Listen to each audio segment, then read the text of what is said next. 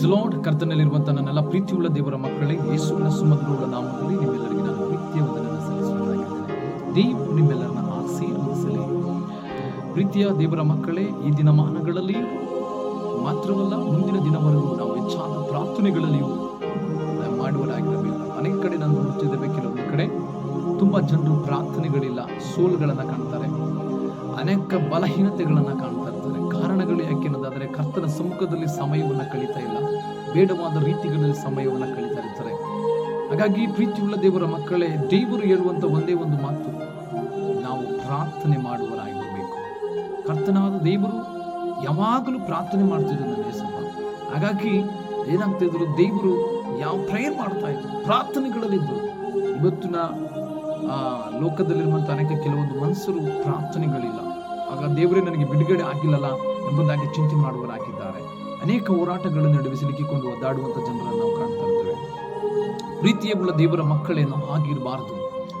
ನಾವು ಲೋಕದವರ ಸಂಗಡ ಹೀಜಾಡುವವರಲ್ಲ, ಕರ್ತನ ಚಿತ್ತವಾಗಿ ನಾವು ನಡೆಯುವಂತ ದೇವರ ಮಕ್ಕಳಾಗಿದ್ದೇವೆ. ದೇವರು ಏನು ಹೇಳ್ತಾರೋ ಅದರಂತೆ ನಾವು ನಡೆದುಕೊಳ್ಳುವಂತ ವ್ಯಕ್ತಿಗಳಾಗಿರಬೇಕು. ಗಮನವಿಟ್ಟು ಆಲೋಚನೆ ಮಾಡ್ರಿ.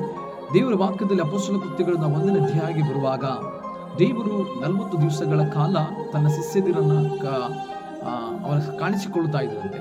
ಆ ಸಂದರ್ಭಗಳಲ್ಲಿ ದೇವರು ಆ ವಾಕ್ಯದಲ್ಲಿ ನೋಡುತ್ತಿದ್ದೇವೆ, ನೀವು ಏನಾಗಬೇಕಂತೆ, ಪವಿತ್ರಾತ್ಮನು ನಿಮ್ಮ ಮೇಲೆ ಬರಲು ನೀವು ಬಲವನ್ನು ಹೊಂದಿ ಯೆರೂಸಲೇಮಿನಲ್ಲಿಯೂ ಎಲ್ಲಾ ಯೆಹೂದ ಸಾಮರ್ಯ ಸೀಮೆಗಳಲ್ಲಿಯೂ ಭೂಲೋಕದ ಕಟ್ಟ ಕಡೆಯವರೆಗೂ ನನಗೆ ಸಾಕ್ಷಿಗಳಾಗಿರಬೇಕು. ಓಕೆ, ದೇವರು ಮಾತನಾಡಿದರೆ ನೀವೇನಾಗಿರ್ಬೇಕು, ಲೋಕದ ಕಟ್ಟ ಕಡೆಗೆ ಸಾಕ್ಷಿಗಳಾಗಿರಬೇಕು ಎಂಬುದಾಗಿ ಆದಿ ಅಪೊಸ್ತಲರಿಗೆ ಮಾತನಾಡಿದಂಥ ವಚನ ಇದು. ಕರ್ತನು ಅವರನ್ನು ಸಂಧಿಸಿ ಹೇಳಿದಂಥ ವಚನವಿದು. ನನ್ನ ಪ್ರೀತಿಯುಳ್ಳ ದೇವರ ಮಕ್ಕಳೇ, ಗಮನವಿಟ್ಟು ನಾವು ಆಲೋಚನೆ ಮಾಡಿಕೊಳ್ಳುವರಾಗಿರಬೇಕು. ಆದರೆ ಈ ವಾಕ್ಯವನ್ನು ಕೇಳಿ ಅವರು ಹಾಗೆ ಈ ಕಡೆ ಕಿವಿಯಲ್ಲಿ ಕೇಳಿ ಈ ಕಡೆ ಕಿವಿಯಲ್ಲಿ ಬಿಟ್ಟುವಂತ ವ್ಯಕ್ತಿಗಳಾಗಿರಲಿಲ್ಲ ಅಪೊಸ್ತಲರು, ದೇವರ ಮಕ್ಕಳು. ಆದರೆ ಅವರು ಆ ವಾಕ್ಯವನ್ನ, ದೇವರು ಹೇಳಿದಂತ ಮಾತನ್ನ ಕೇಳಿದರು, ಆ ವಾಕ್ಯಕ್ಕೆ ವಿಧೇಯರಾದರು. ದೇವರು ಹೇಳಿದ ಹಾಗೆಯೂ ಪ್ರಾರ್ಥನೆ ಮಾಡೋದಕ್ಕೆ ಪ್ರಾರಂಭಗೊಂಡರು. ಎಲ್ಲರೂ ಒಟ್ಟಾಗಿ ಸೇರಿದರು. ಪ್ರೀತಿಯ ದೇವರ ಮಕ್ಕಳೇ, ಕ್ರಿಸ್ತರು ಆತನನ್ನು ಅಂಗೀಕರಿಸಿಕೊಂಡಂತ ನಾನು ನೀನು, ಆತನ ಮಕ್ಕಳಾಗಿರುವಂತ ನಾನು ನೀನು, ತಂದೆ ಮಗ ಪವಿತ್ರಾತ್ಮನ ಹೆಸರಿನಲ್ಲಿ ದೀಕ್ಷಾಸ್ನಾನವನ್ನು ತೆಗೆದುಕೊಂಡಂತ ನಾನು ನೀನು, ನಾವು ಒಟ್ಟಾಗಿದ್ದು ಸಹೋದರ ಅನುನ್ನತಿ ಉಳ್ಳವರಾಗಿದ್ದು, ಕರ್ತನ ಸಮ್ಮುಖದಲ್ಲಿ ಆತನ ಪಾದದ ಬಳಿಯಲ್ಲಿ ನಾವು ಕೂಡಿದವರಾಗಿ ನಾವು ಕರ್ತನಲ್ಲಿ ನಾವು ಪ್ರಾರ್ಥಿಸುವಂತ ವ್ಯಕ್ತಿಗಳಾಗಬೇಕು. ದೇವರ ವಾಕ್ಯ ನೋಡುತ್ತಾ ಇದ್ದೇವೆ, ಅವರು ಆ ಮಾತನ್ನ ಕೇಳಿ ಹಾಗೆ ಕೂತುಕೊಳ್ಳಲಿಲ್ಲ. ಪ್ರೀತಿಯ ದೇವರ ಮಕ್ಕಳೇ, ಅದನ್ನ ಬಿಟ್ಟು ಬಿಡಲಿಲ್ಲ. ಕರ್ತನ ವಾಕ್ಯವನ್ನ ಕೇಳಿದರು, ಆ ಮಾತಿಗೆ, ದೇವರ ಮಾತಿಗೆ ವಿಧೇಯರಾದರು, ದೇವರ ವಾಕ್ಯದಂತೆ ಜೀವಿಸೋದಕ್ಕೆ ಪ್ರಾರಂಭಗೊಂಡ ನಂತರ ದೇವರ ವಾಕ್ಯ ನೋಡುತ್ತಿದ್ದೇವೆ. 14ನೇ ವಚನ ಓದುವುದಾದರೆ, ಇವರೆಲ್ಲರೂ ಏಕಮನಸ್ಸಿನಾಗಿ ದೇವರ ಪ್ರಾರ್ಥನೆಯಲ್ಲಿ ನಿರಂತರವಾಗಿದ್ದರು. ಕೆಲವು ಮಂದಿ ಹೆಂಗಸರು, ಯೇಸುವಿನ ತಾಯಿ ಮರಿಯಳು, ಆತನ ತಮ್ಮಂದಿರು ಅವರ ಸಂಗಡ ಇದ್ದರು. ನೋಡಿ, 120 ಜನರು ಸೇರಿ ಕರ್ತನ ಸಮ್ಮುಖದಲ್ಲಿ ಕೂಡಿ ಪ್ರಾರ್ಥಿಸುವುದನ್ನು ನಾವು ಕಾಣ್ತೇವೆ ಆ ವಾಕ್ಯಗಳಲ್ಲಿ. ಪ್ರೀತಿಯ ದೇವ ಜನರೇ, ಪ್ರಾರ್ಥನೆ ಮಾಡುವವರ ಸಂಗಡ ದೇವರು ಮಾತನಾಡ್ತಾರೆ.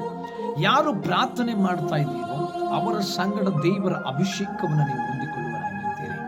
ಪ್ರಾರ್ಥನೆ ಮಾಡದಿರುವವರ ಸಂಗಡ ಅವರ ಸ್ಥಿತಿ ಗತಿಗಳು, ಅವರ ದುಸ್ಥಿತಿಗಳಿಂದ ಒಳಗಾಗಿ ಚಿಂತೆ, ದುಃಖ, ಭಾರಗಳಿಂದ, ನೋವುಗಳಿಂದ ತುಂಬಲ್ಪಟ್ಟು ಹೀನವಾದ ಸ್ಥಿತಿಗಳಲ್ಲಿ ಹೋಗ್ತಾರೆ. ಯಾರು ಪ್ರಾರ್ಥನೆ ಮಾಡ್ತಾ ಇದ್ದಾರೋ ಅವರು ದೇವರ ದರ್ಶನವನ್ನು ಕಾಣುವಂತ ವ್ಯಕ್ತಿಗಳಾಗಿರ್ತಾರೆ. ದೇವರ ಅಭಿಷೇಕವನ್ನ, ಆ ಮಹಿಮೆಯಾದ ಶಕ್ತಿಯನ್ನ, ಆ ಮಹಿಮೆಯಾದ ಬಲವನ್ನ ಹೊಂದಿಕೊಳ್ಳುವಂತ ದೇವರ ಮಕ್ಕಳಾಗಿದ್ದಾರೆ. ಪ್ರೀತಿಯುಳ್ಳ ದೇವರ ಮಕ್ಕಳೇ, ಯಾರು ಕೂಡ ಪ್ರಾರ್ಥನೆ ಮಾಡದೆ ಹಾಗೆ ನಿಂತುಕೊಳ್ಳಬೇಡ್ರಿ.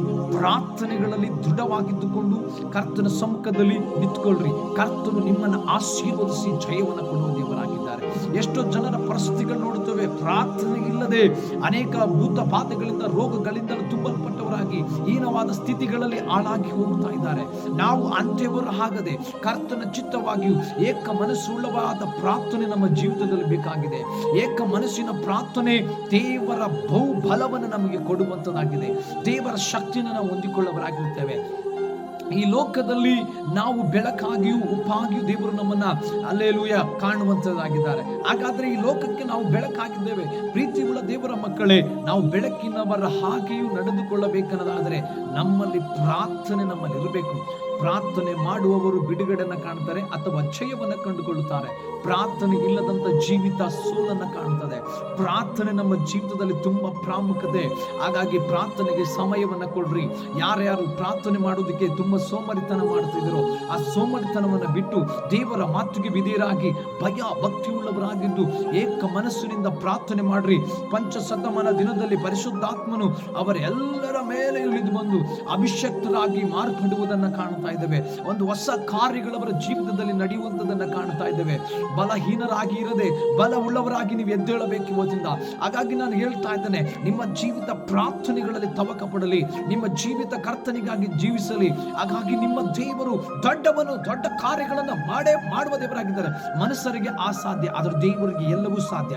ಹಾಗೆ ಆಗ್ಬೇಕಾದ್ರೆ ನೀನು ಪ್ರಾರ್ಥನೆ ಮಾಡು. ಏಕ ಮನಸ್ಸಿನಿಂದ ಪ್ರಾರ್ಥನೆಯಲ್ಲಿ ಕೂರು. ದೇವರು ನಿನಗೆ ವಿಶೇಷವಾದ ಬಲವನ್ನು ಕೊಟ್ಟು ವಿಶೇಷವಾದ ಕಾರ್ಯಗಳು ನಿನ್ನ ಜೀವಿತದಲ್ಲಿ ನಡೆಯಬೇಕಾದ್ರೆ ಇವತ್ತಿನ ದೇವರನ್ನು ಆಶೀರ್ವದಿಸುವರಾಗಿದ್ದಾರೆ. ಪ್ರೀತಿಯುಳ್ಳ ದೇವರ ಮಕ್ಕಳೇ, ಹಾಗೆ ಸುಮ್ಮನೆ ಕೂತ್ಕೊಳ್ಬೇಡ್ರಿ. ಇವತ್ತಿಂದ ನೀನು ಪ್ರಾರ್ಥನೆ ಪ್ರಾರ್ಥನೆ ಪ್ರಾರ್ಥನೆ ಪ್ರಾರ್ಥನೆ ಪ್ರಾರ್ಥನೆ ನಿನ್ನ ಜೀವಿತ ಪ್ರಾರ್ಥನೆಗೆ ಉಂಟಾಗಲಿ.